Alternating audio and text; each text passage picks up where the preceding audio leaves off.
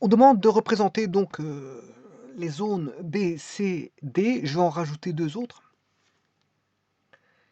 Je vais rajouter la zone E et la zone F. Ce sont des zones. Sachant que bon, les zones, ce sont des heures avec un contour. Hein. Le contour est en rouge. Et voilà, et la zone, c'est le contour plus l'hachure, les hachurages. Les hachures, je m'excuse, les hachures. Ce sont les hachures plus le contour. Donc c'est une aire plus, bien sûr, son contour. Hein. Donc c'est une zone. On va dire que c'est une zone. Cette zone-là est reprise dans un repère orthonormé XY. Alors OXY, on a l'axe X ici, l'axe des Y là, et l'origine qui est ici, O. Et alors ça, on a déjà dans un repère normal orthonormé dans le plan, sa zone, le zonage est fait déjà en 4 zones, hein, puisqu'on a le premier cadran, le deuxième cadran, le troisième cadran et le quatrième cadran. Alors le premier, bon, c'est celui qui est X positif, Y positif. Le second cadran, c'est X négatif, Y positif. Le troisième cadran, c'est X négatif, Y négatif.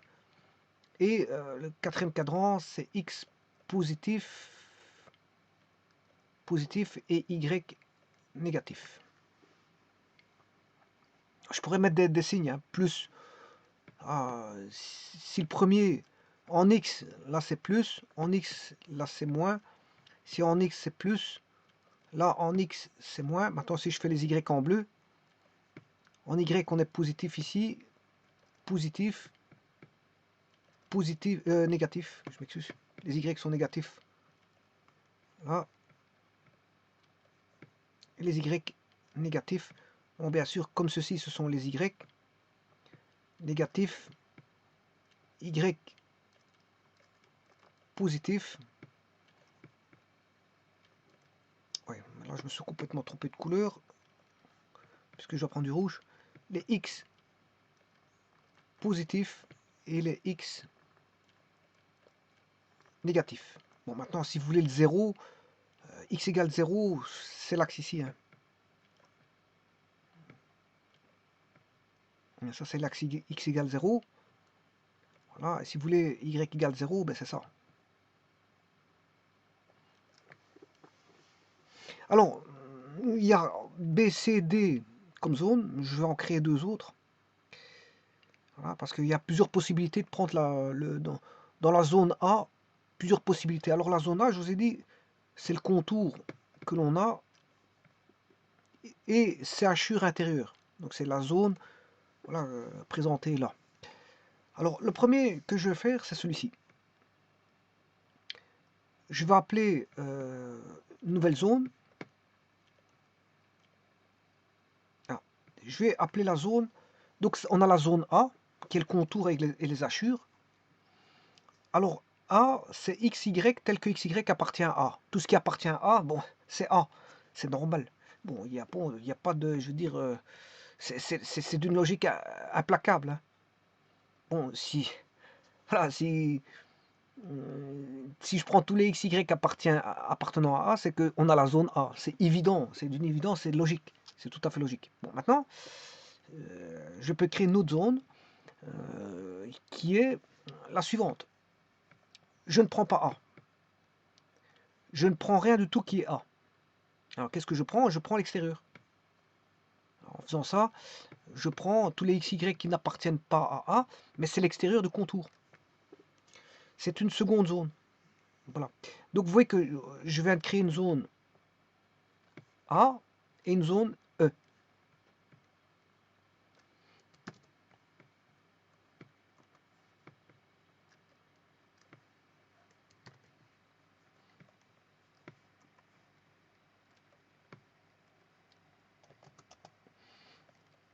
Alors cette zone-là, je vais la reprendre. La voici. Non, c'est pas encore celle-là. La voici.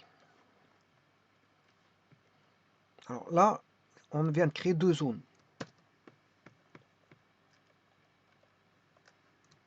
Ce qui n'est pas A est E. Ce qui n'est pas A est E. Alors, pourquoi je fais ça? Parce que cette fois-ci, je vais recréer une troisième zone qui est F. Alors, A, c'est prendre tout. Alors, si on peut tout prendre, de A, je peux tout prendre de l'extérieur sans A. Et ça, c'est E. E, je ne prends pas ce qui appartient à A. Donc, je prends l'extérieur. Maintenant, je peux prendre les XY.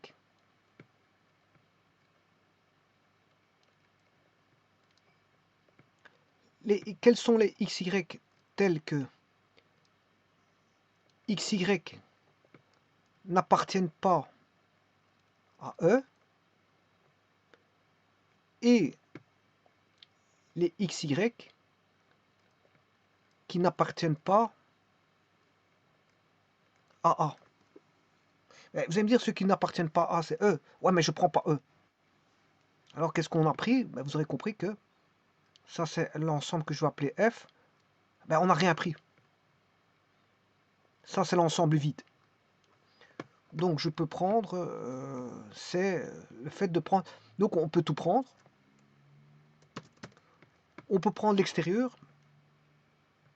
Mais on peut prendre aussi un ensemble vide. C'est-à-dire que mon ensemble F est l'ensemble vide. Donc, je ne prends rien. Voilà, ça, c'est l'ensemble vide. F égale l'ensemble vide. Je ne prends rien. Je prends ni l'intérieur de A, ni l'extérieur de A, donc j'ai rien pris. Ça, c'est une possibilité parce que, bon, vous pouvez prendre une surface intérieure, une surface extérieure, mais on peut prendre aussi rien du tout. Je ne suis pas obligé de choisir quelque chose. Bon, ça, c'est une chose. Donc, vous voyez qu'en un temps de mouvement, il y a trois ensembles qui ont été créés. A, E, F. C'est trois possibilités d'ensemble. A, E, F.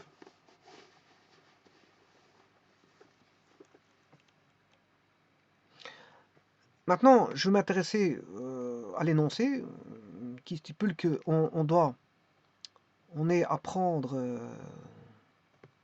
ça n'a rien à voir.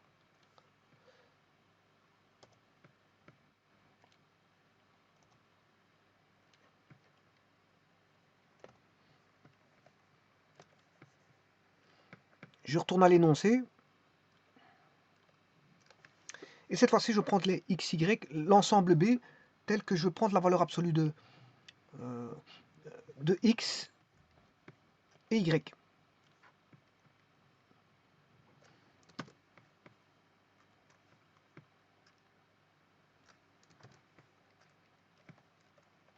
Donc maintenant, on va prendre cette zone-là. On va zoner.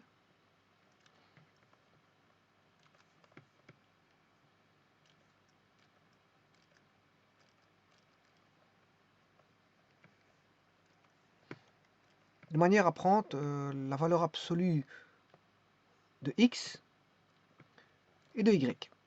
Bon, alors ça, c'est une zone comme une autre qu'on peut prendre. Hein, voilà, pourquoi pas. Alors je reprends ce dessin. Quelle est cette zone?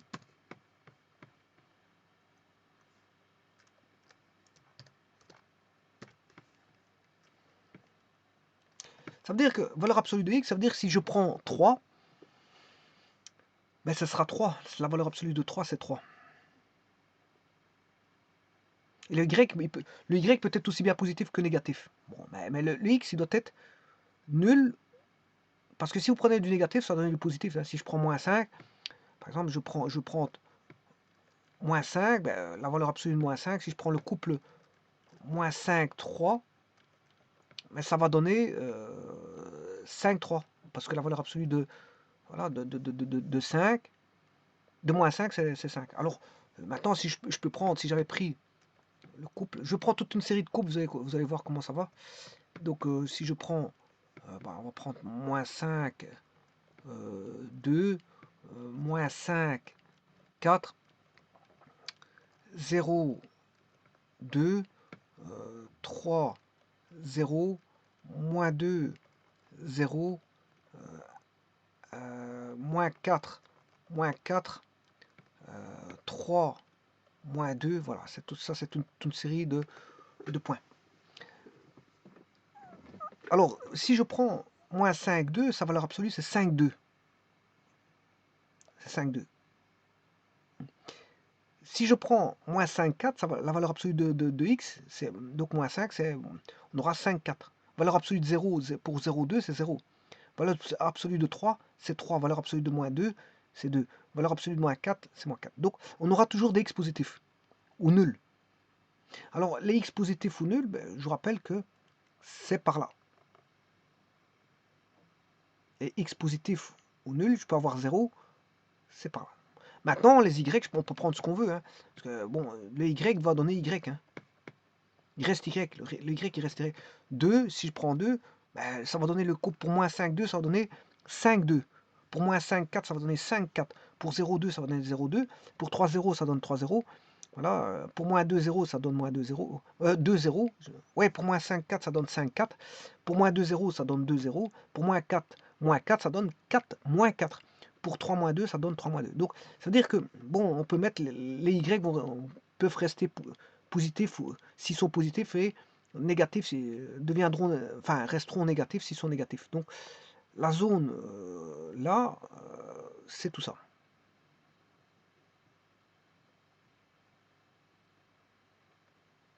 Alors, je vais la dessiner.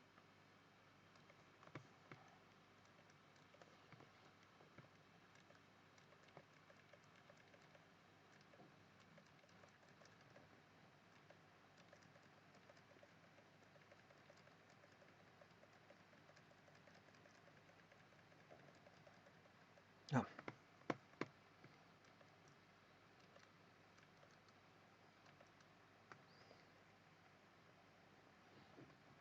Je vais essayer de le faire au pinceau.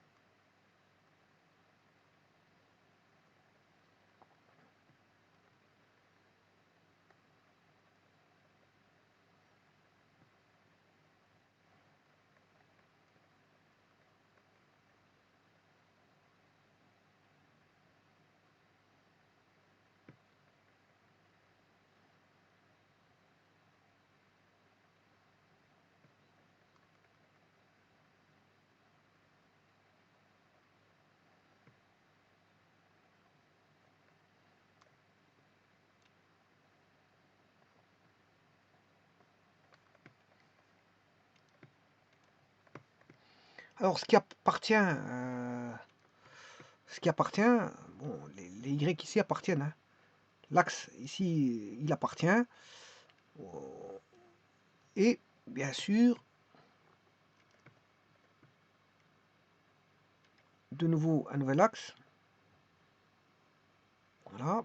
Et bien sûr, je dois aller rechercher le contour. Le contour appartient. Donc je dois refaire le contour.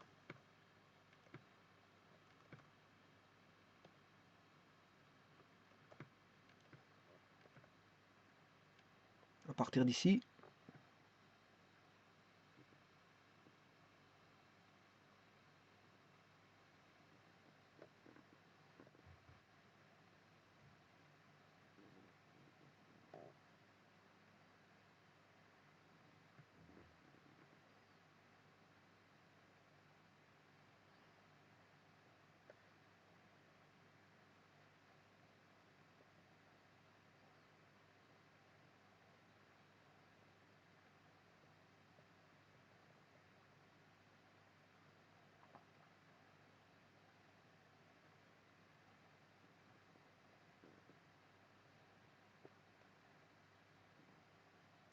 Ah, j'ai un petit peu dépassé là.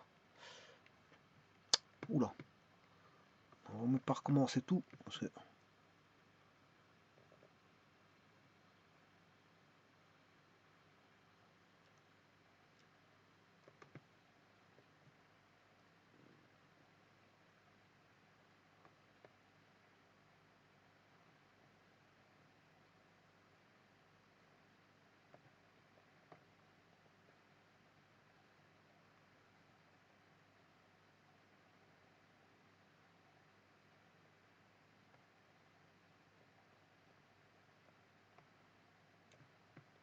Voilà, et ça constitue la zone B.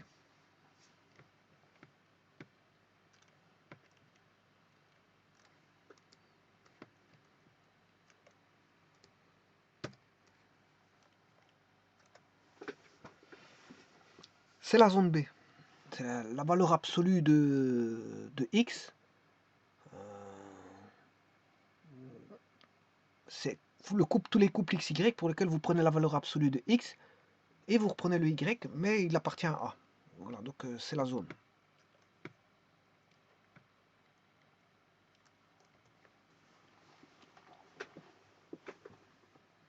Maintenant, je vais faire la zone C.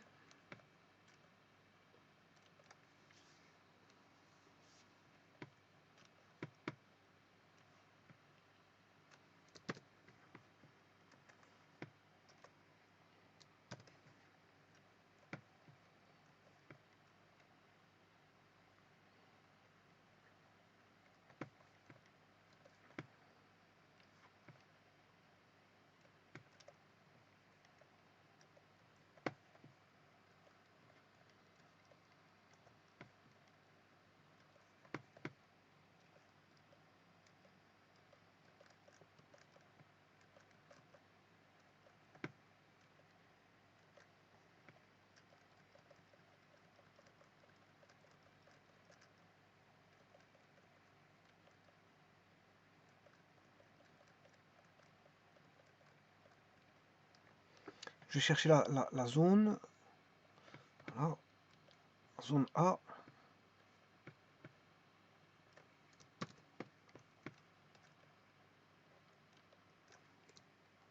Et on va construire la zone C. Alors la zone C, vous prenez un XY, eh bien le X il va rester aussi bien, s'il est positif, va rester positif, et s'il est négatif, va rester négatif. Par exemple, je prends des cas de figure, moins 2, 4, moins 2, 3, moins 2, moins 5. Ouais, pour autant qu'il reste dans la zone A, parce que c'est vrai que si je dépasse la zone A, il faut voir si ce point il appartient à la zone A, bien sûr. Hein. Il doit appartenir à la zone A. Hein. Bon, c'est vrai que si je prends des exemples pour vous montrer, mais c'est pas dit qu'ils sont dans la zone A, mais c'est juste pour vous montrer comment ça doit être. Alors, je prends des petits nombres comme ça, je ne vais pas tomber en dehors. Moins 1, enfin, si je prends 1, 3, moins 1, moins 3, voilà. Alors, si je ne fais pas référence à cette zone-là, en rouge, comment devrait être le x, valeur absolue de y? Ben ici, moins 2 va rester moins 2. Par contre, la valeur absolue de 4, c'est 4. Moins 2 va rester moins 2. Valeur absolue de 3, c'est 3. Valeur absolue de moins 2, ça va rester moins 2. Valeur absolue de moins 5, c'est 5. Voilà. Ici, c'est 1. Bon, il va rester 1. Valeur absolue de 3, c'est 3. Là, ça va rester moins 1.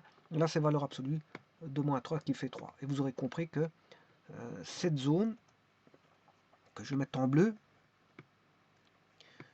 les x peuvent être aussi bien positifs que négatifs.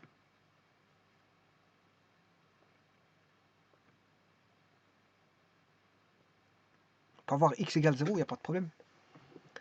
Et les y, ici les y ils doivent être absolument positifs. Parce que la valeur absolue va rendre les positifs. Maintenant, ça peut être nul aussi, hein. Nul ou égal à 0. Donc vous aurez compris que la zone, c'est ceci.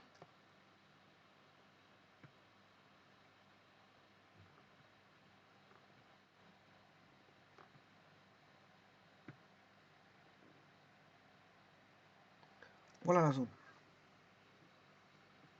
Là, les y, il va être positif là. Et le x est peut-être aussi bien positif que négatif. Donc,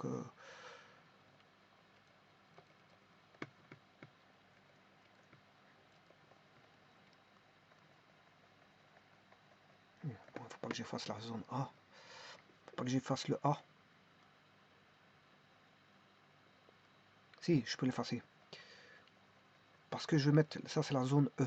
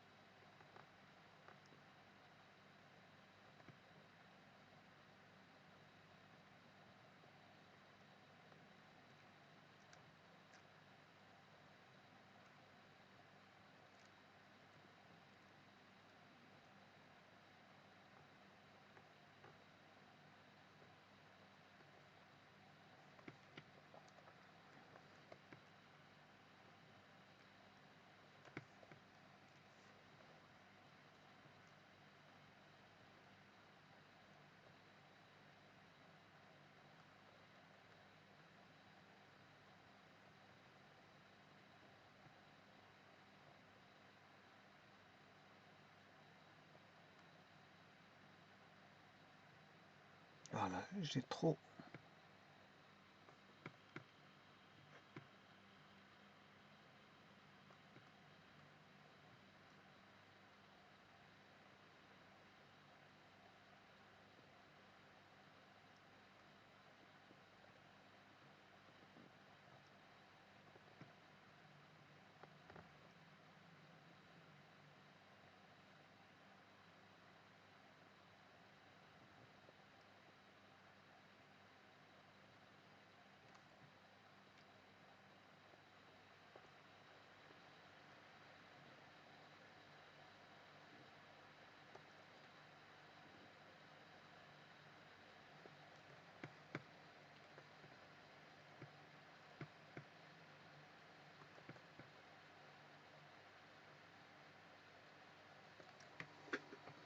Et donc ça c'est la zone C. Voilà. Ça semble.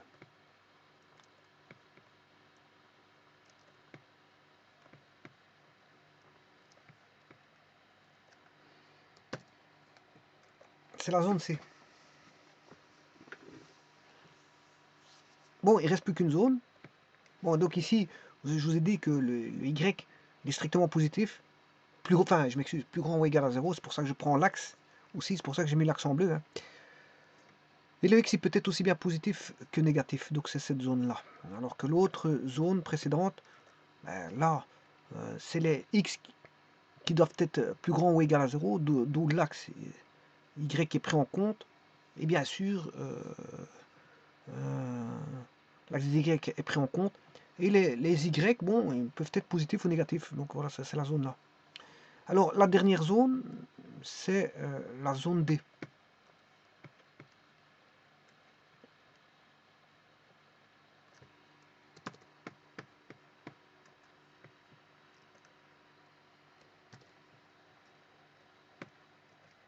Bon, je vais recopier parce que c'est vrai qu'ici c'est un petit peu la bérésina. Dans l'écriture, c'est une écriture brouillonne. Je vais le refaire, c'est pas un problème. Donc c'est l'ensemble D qui est égal au couple XY, tel que cette fois-ci, ben, je prends la valeur absolue de X et la valeur absolue de Y. Donc vous voyez, à un moment donné, j'ai pris XY appartenant à A, puis à un moment donné, valeur absolue de X, Y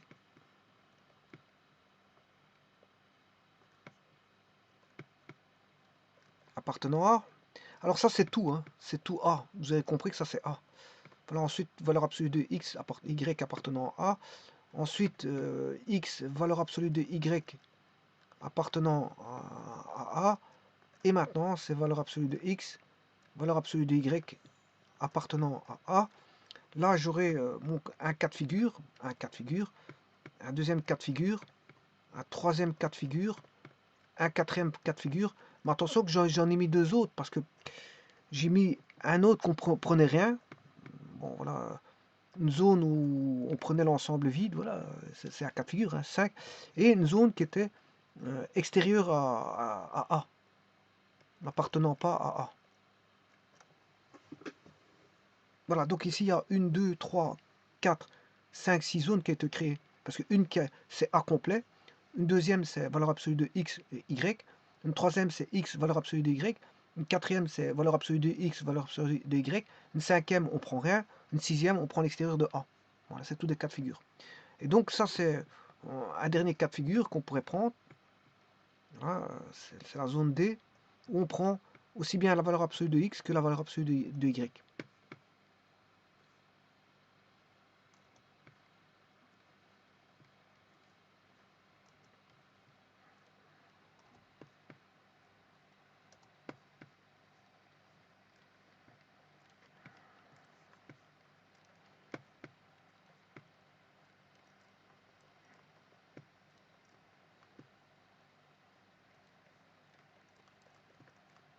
Alors ça va être une conjonction des deux.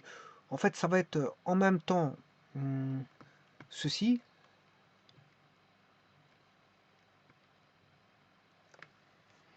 valeur absolue de X. On doit avoir ceci,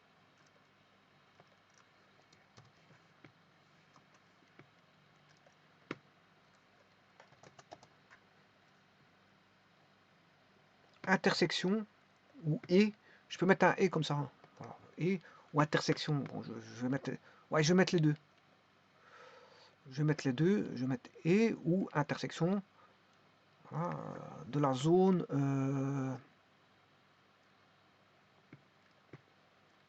Dernière zone que j'ai faite ici.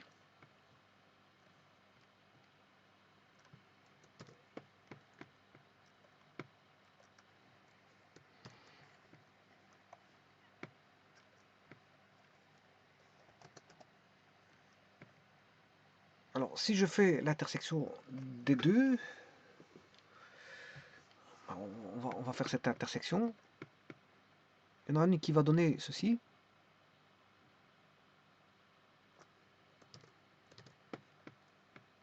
Voilà. Et une autre qui va donner ceci.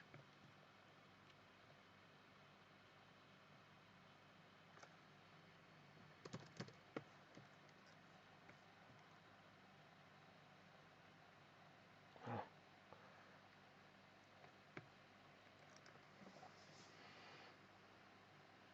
Et donc, l'intersection du vert et du bleu, je vous rappelle qu'ici, il y a une zone verte. Hein.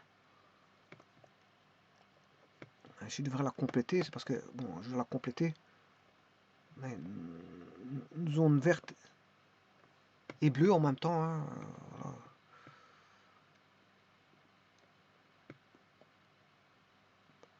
Voilà. Où est le vert et le bleu? Et là, je vais le mettre en rouge.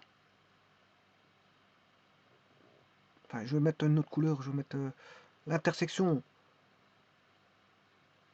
du vert et du bleu est la zone D. Et en fait, cette zone-là n'est rien d'autre que cette zone-là.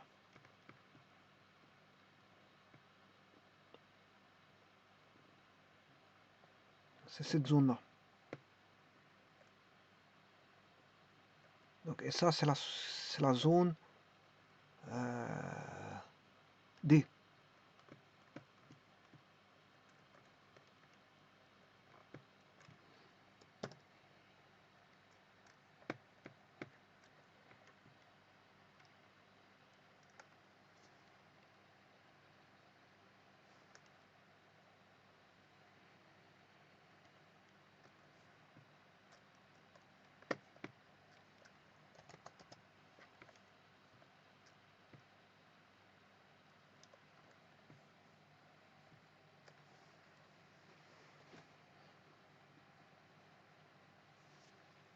Alors maintenant, je vais regarder par rapport en réfléchissant par rapport à la zone ici.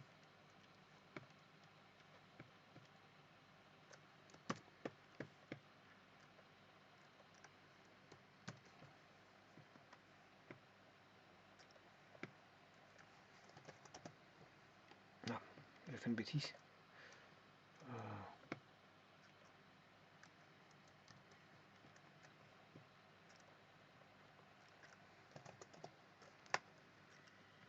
Voilà. Alors, si je prends un négatif, on peut ni avoir de négatif ici, ni là, ni l'un ni l'autre. Ni de négatif en x, ni de négatif en y. Ben, x peut être soit plus grand ou égal à 0. L'axe des x, il est là, bien sûr. Et l'axe des y, il est là. Je l'ai complètement raté, mais voilà, il est là.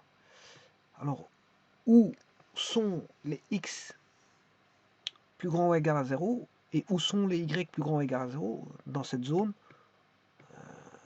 Ben, c'est la zone qui est ici. Les x positifs, ils sont par là. Les y positifs, ils sont là. Donc, ça veut dire que si vous mettez un négatif, la valeur absolue va rendre positif. Si c'est nul, ça va rendre nul. Hein. Donc, je peux prendre la zone des axes. Voilà, je peux prendre la zone des axes. Je peux prendre ça et je peux prendre ceci. Et à partir de là, ben, vous avez la zone que je vous ai montrée D, que voici.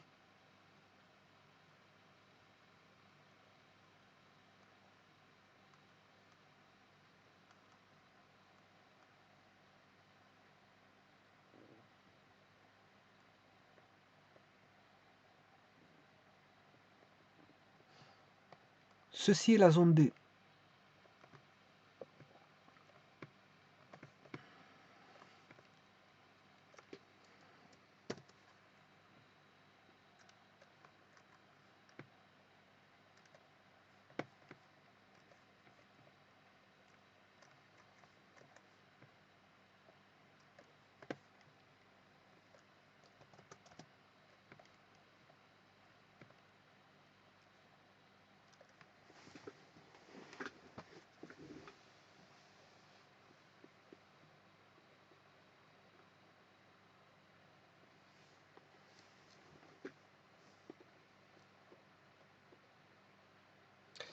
Bon, on pourrait imaginer qu'on ait obtenu cette zone en deux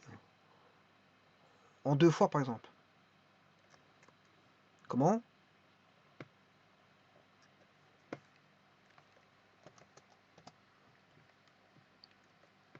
Mais en deux traitements. D'abord, je crée la zone B.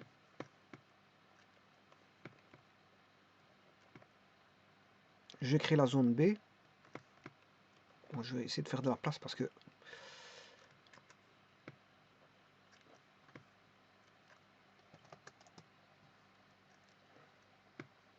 bon, je vais tout recommencer et faire de la place.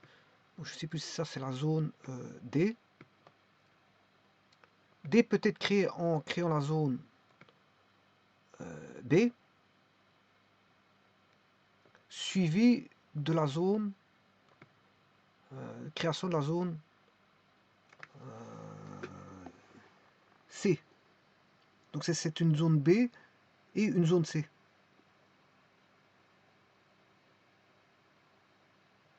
C'est une zone B et une zone C. Ou si vous voulez, je peux prendre une zone C et une zone B.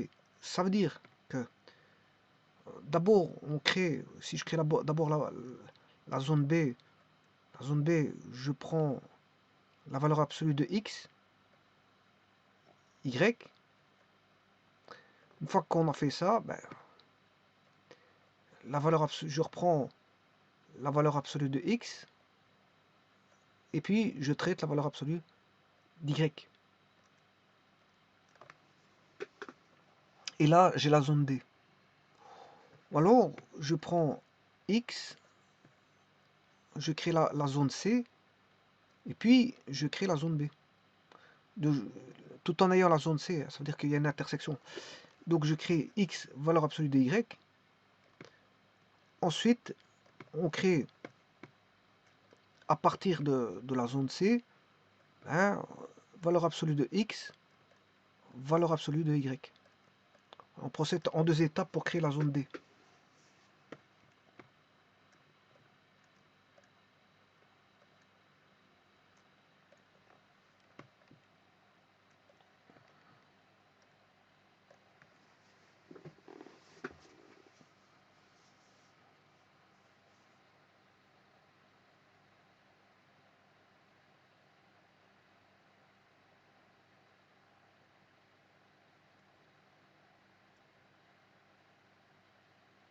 Maintenant, avant toute chose, quelque part, oui, ici il y a un petit problème. C'est on crée d'abord B, c'est plutôt comme ceci.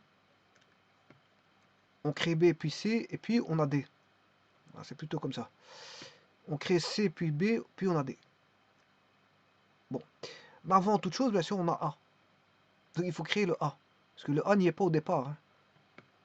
Le A n'y est pas, donc il faut le créer. Donc on crée A, puis on crée B, puis bon, j'arrive à faire la flèche.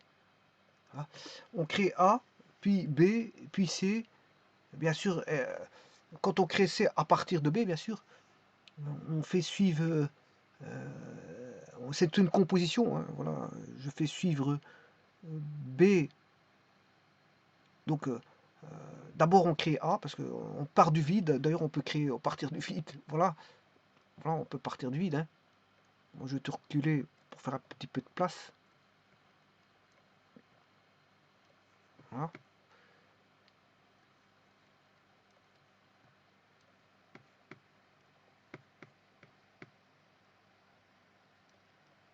Donc on part du vide,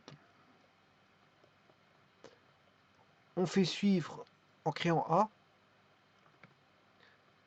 Alors on a deux chemins ici, hein, voilà. Je peux créer B, puis je fais suivre par C, et ayant suivi A après B après C, ben, on a la création de D.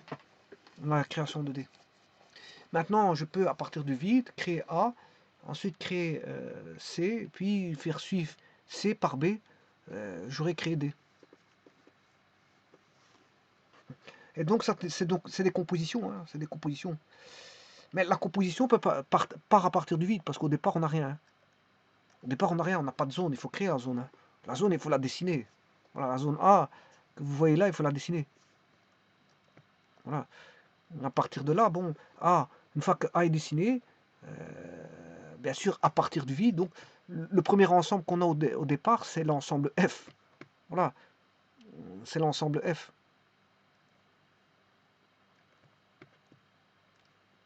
Voilà, c'est l'ensemble vide. On n'a rien au départ. Alors, le vide ici, je l'ai catalogué comme étant l'ensemble de F. Donc, on n'a rien, on crée A, puis B, puis C, puis voilà, D. On n'a rien, puis on crée A, puis B, C, puis B, puis D. On part du vide, hein, généralement on part du vide, on n'a rien, et on construit. On construit. Alors, quand vous construisez le A, ce qui va se passer, à partir du vide, ben, vous allez créer une E en même temps. Parce que ce qui n'est pas A est E. Ce qui n'est pas A est E. Donc le fait de partir du vide, vous créez un A, une zone A, ben vous aurez une zone appartenant à, qui appartient à A, mais une zone qui n'appartient pas à A, et cette zone est E. Donc en créant à partir du vide une zone, mais vous allez avoir créé deux zones. Vous créez deux zones. Une qui est la zone et une autre qui est voilà, la non-zone. Donc le vide fait créer deux choses là. Le fait de créer une zone, ben, vous avez deux zones. Une zone qui est A, une zone qui est E. Une zone qui est A et une zone qui est E qui n'est pas A. Voilà. Et puis après, une fois que vous avez créé la zone E, à partir du vide, la zone E qui n'est pas A et la zone A qui est A. Alors la zone A qui est A, ben, je vous ai montré comment on faisait, hein. Ben, elle est là, là. Je vous ai dit que c'était logique, c'est une écriture logique ceci, hein. Ça c'est une écriture logique, hein. Dire que je prends les XY tels que XY appartiennent à A, ben, c'est prendre la zone A. C'est dire que je. Alors, les XY tels que les XY n'appartiennent pas à A, ben, c'est la zone E. C'est la zone E. C'est la zone d'exclusion de A. Voilà.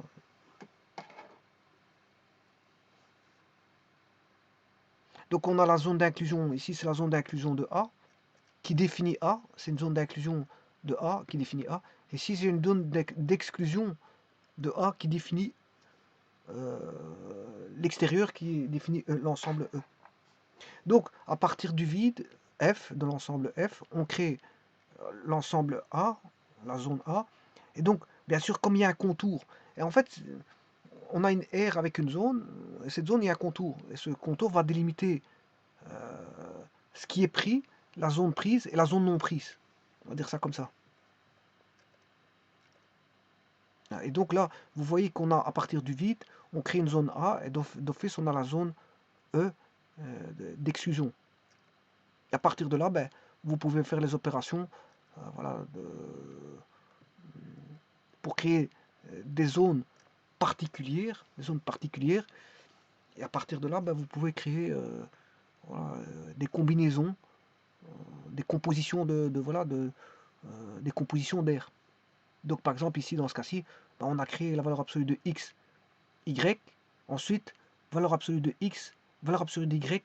On a travaillé d'abord sur la valeur absolue de x, tout en maintenant le y, et puis on reprend la valeur absolue de x qu'on a trouvé, et on refait la valeur absolue d'y, c'est une composition. On travaille en deux temps. On travaille en deux temps. Donc je dirais même en 1, 2, 3, 4, 5, en 5 temps, parce qu'on est parti du vide.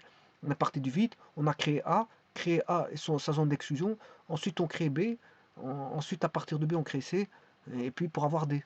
Voilà, donc c'est toutes les étapes, si vous voulez faire étape par étape pour manipuler chaque élément, on va dire, séparément.